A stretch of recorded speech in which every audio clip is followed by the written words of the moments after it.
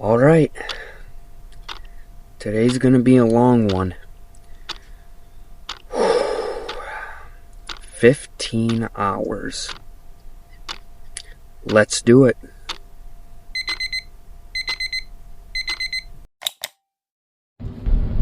We are up and at 'em nice and early this morning because we have a long day of adventuring. First stop, we're gonna hit up Love's gas station, fill up my tanks, and grab a nice hot coffee because I am shaking like a leaf with it being only 43 degrees. I want to take a moment to say thank you to our channel members and everyone who has ever sent a super chat. I just received my first YouTube payout and every dollar of it came from you. This entire trip was funded by this community, which means this video and the next 4 exist because of you. And a special welcome to Nomadic Camping for becoming a member today. Seriously, thank you all for the support. While we're here, I should probably clean off this back window a little bit as well. Can you tell I've been out in the desert? That's much better. Okay, we are fueled up both literally and figuratively. So time to put some good music on, and our next stop, first official stop on this adventure, is Joshua Tree National Park. Let's go check it out.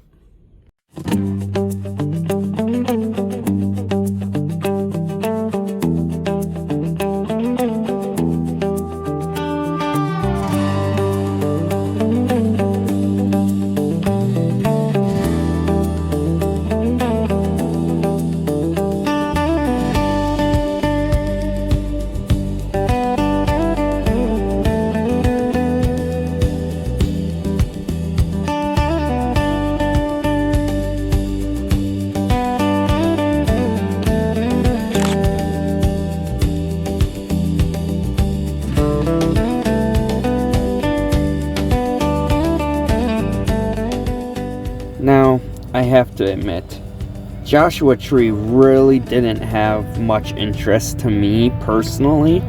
A matter of fact, the one item we're going to see later on is not even in the park. But, considering it was on the way to Slab City, and so many people saying it's one of their favorite places, I had to come check it out. We've officially made it to Joshua Tree. And our first stop within the park here is Cottonwood Spring. I'm just going to do a little small part of the hike.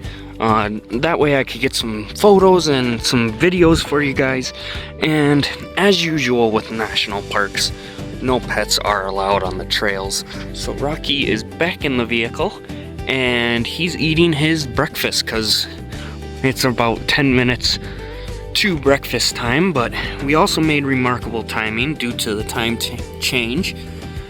The sun is just starting to rise here, so should make for some awesome shots. Here at Cottonwood Spring, Indians, cowboys, miners, teamsters, and other desert travelers found it to be a refreshing place. The Indians camped here for centuries, as stone mortars and artifacts found on the site attest to. With greater water needs, miners ultimately made the greatest change to the land. They built an arostra, a drag stone mill for crushing ore, as well as constructed roads for hauling ore and supplies, and piped water to nearby mines. From 1870 to 1910, their presence dominated the area. So as you hike further past the pines, you'll discover more clues to mining and homesteading within the area. Note for anyone who wants to come out here, going up, not too bad. Coming down, a little steep, so ended up scraping my hands, both of them, but not too horribly. So glad we woke up at 5:30 for this though. What a view. Definitely feel like you're in a different world here. Never seen trees like this. In a way, it kind of reminds me of Africa. Somebody was being mouthy, so let's see if he even ate his food. Look at you. What are you doing? You gotta quit being sassy. Now he eats. We'll give him a couple minutes to eat and give him some water, and then we'll get on the road again. While he's finishing up, I hooked up the Starlink, so we got some internet, can play some music along our drive, and also uploaded a couple photos to Facebook. As I made my way through the park, I quickly realized how much I misjudged this place. I expected one kind of landscape, but in reality, Joshua Tree is layered, ultimately changing in diversity the more you travel through it. While I had heard so many great things about it, I was truly not giving the park the credit it rightfully deserved. Next time, I want to come back slower, more intentional, and with more time.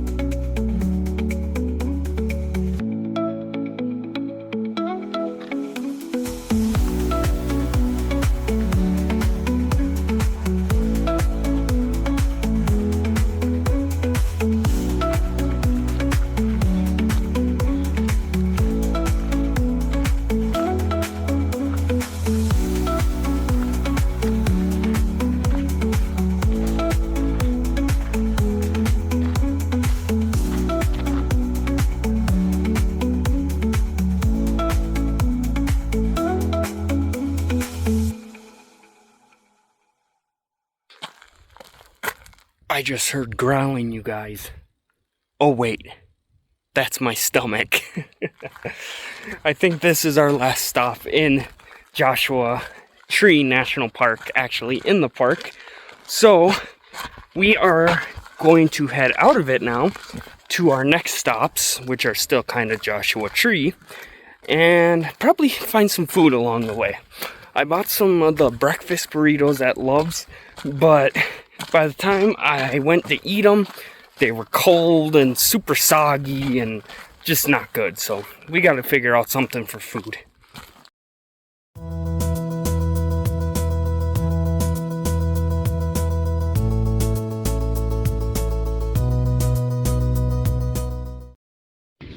After doing the Arches and Heart hike, plus visiting a welcome center.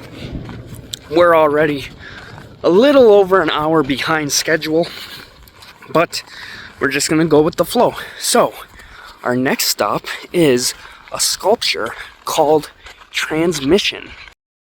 Located in the Mojave Desert just outside the town of Joshua Tree, this sculpture was created by the owner, Morgan Brown, and artist Daniel Popper. She ultimately symbolizes the connection between earth and sky and is meant to remind us that we are all divine, that we are all one, so we should spread love, peace, and unity between ourselves, each other, and Mother Nature. Quite possibly the thing I was most excited about for Joshua Tree. The wind phone has been removed. Damn. I guess we'll just continue on to Slab City. That literally was the thing I was looking forward to the most with Joshua Tree. I literally took like a 2-hour detour just for the wind phone. God, that sucks. After doing some digging on Instagram, I discovered it found a new home. This wind phone was created by Gail and Colin Campbell, and I would like to read the letter they attached to it. Welcome to our wind phone. We've created it in loving memory of our beloved children, Ruby and Hart Campbell, who were killed by a drunk driver in Morongo Valley in 2019. Ruby was 17, a painter, digital artist, and animator who was taken from us before she could develop her talent as fully as she dreamed.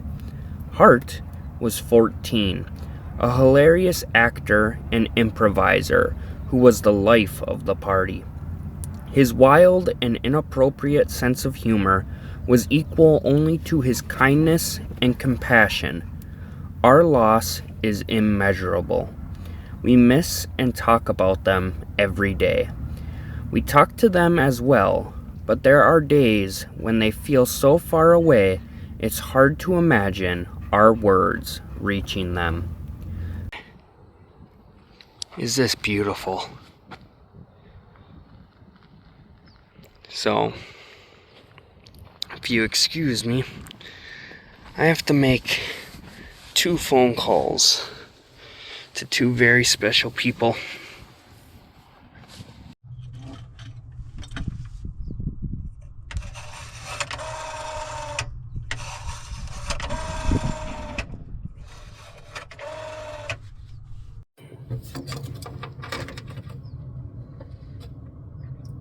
Hey, Grandma. Then we heard about the original wind phone, which was created in Japan by Itaru Sasaki while he was grieving his cousin who died of cancer.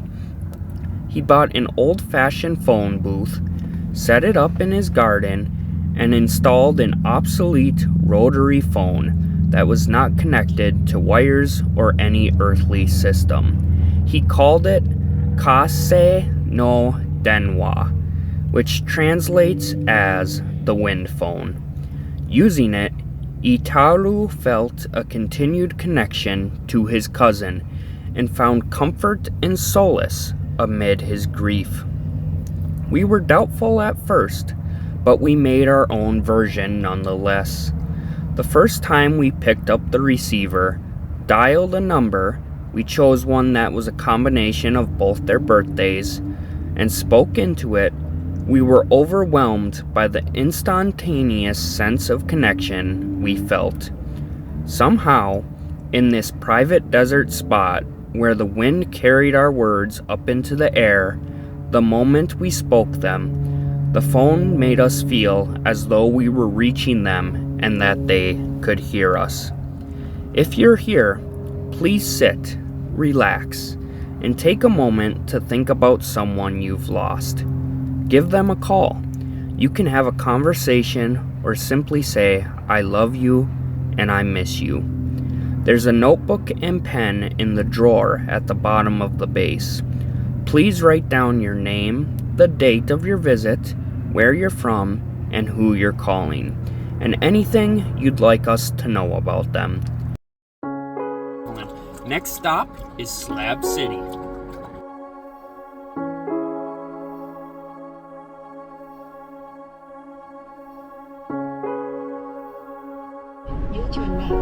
You can tell that we're getting close to the Salton Sea. Look at all that white.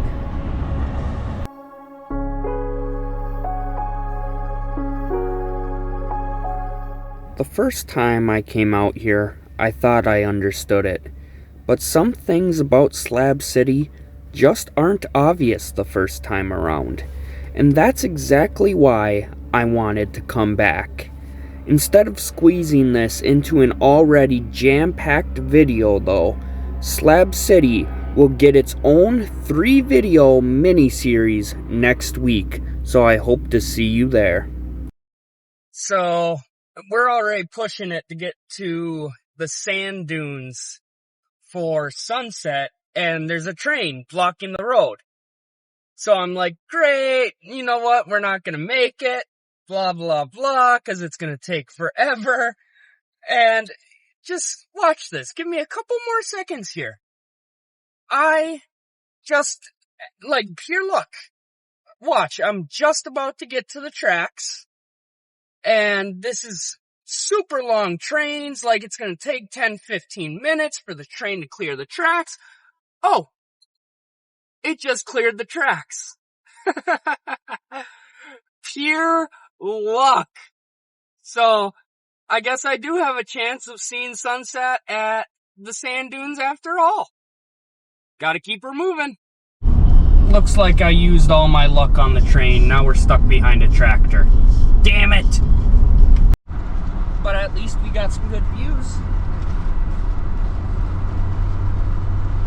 And he moves to the other side of the road to turn. I love it. I guess my luck hasn't ran out. Okay guys, the sunset, the weather app says, is at 5:02, and currently the GPS says we will arrive at the Imperial sand dunes by 5:09. So we're either gonna just miss it or literally be perfect timing. Let's get it moving.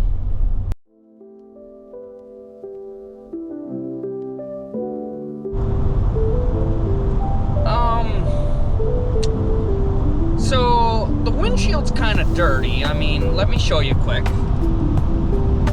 Of course, it doesn't apparently show up too bad on the GoPro now, but it's filthy.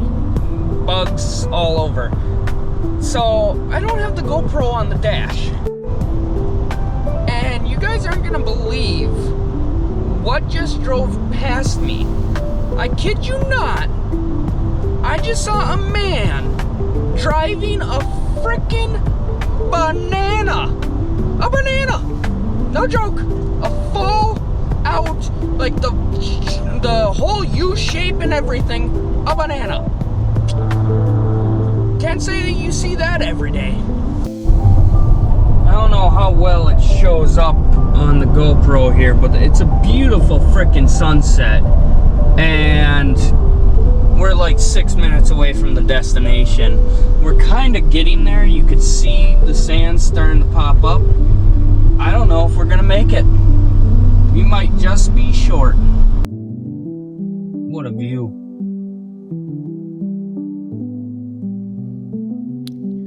What a beautiful view. I'm glad we made it in time.